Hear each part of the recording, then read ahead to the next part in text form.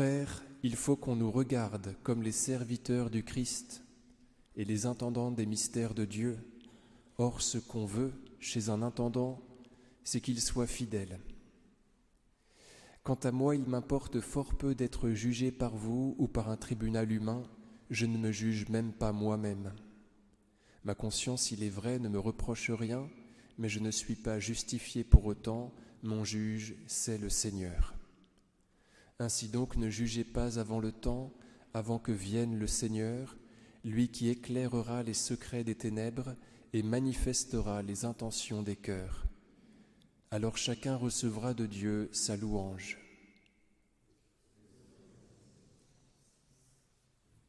Au nom du Père et du Fils et du Saint-Esprit, ainsi soit-il. Chers amis, je vais vers l'Épître, vers saint Paul qui nous commande de ne pas nous juger les uns les autres. En donnant ces bonnes raisons-là qu'on ne connaît pas, on ne sait rien, on ne voit pas comme Dieu voit. C'est Dieu qui éclairera les secrets des ténèbres. Et plus encore, il manifestera les intentions des cœurs. Parce qu'il y a des actions, bien sûr, qui sont invisibles, qui sont perpétrées par ceux qu'on aimerait juger, qu'il ne faut pas juger. Il y a leurs actions. Mais quand bien même nous verrions leurs actions, nous ne saurions pas dans quelles intentions elles sont posées. Et peut-être qu'un acte juste, en fait, est mauvais par le simple fait qu'il est animé, qu'il est motivé par une mauvaise intention. Donc, on ne peut rien savoir. Non seulement on ne voit pas les actions de nos frères humains, mais même si on les voyait, peut-être qu'elles seraient mauvaises ou bonnes. On ne sait rien. Et donc ne jugeons pas, attendons le Seigneur qui éclairera et manifestera tout cela. Alors chacun recevra de Dieu sa louange. Vous voyez, saint Paul ne parle pas de châtiment, mais de louange. Et donc il faut s'attendre à être loué de la part de Dieu. Il voit les choses positivement. Le Seigneur ne regarde pas le mauvais côté des choses, mais ce qu'il a l'intention de louer chez nous.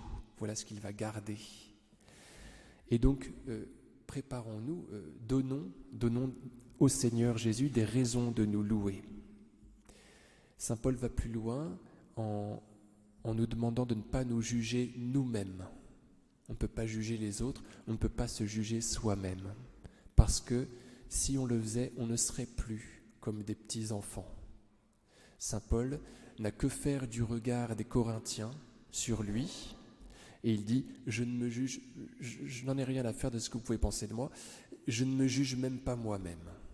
Mon juge, c'est le Seigneur. » Donc Saint Paul voudrait que nous soyons animés d'une confiance telle que nous ne nous préoccupions même plus, voyez, de notre âme. C'est le Seigneur qui gère tout cela. Il voudrait que nous soyons comme des petits enfants, très radicalement. Voilà ce qui peut nous mettre heureux. C'est saint Jean de la Croix qui disait cela. Ne juge pas, ne soupçonne pas ton frère, tu n'aurais plus le cœur pur. Vous voyez, il faut se tenir dans un état de méconnaissance. Le démon nous pousse à connaître d'une façon indue. C'est la première tentation. Vous connaîtrez le bien et le mal.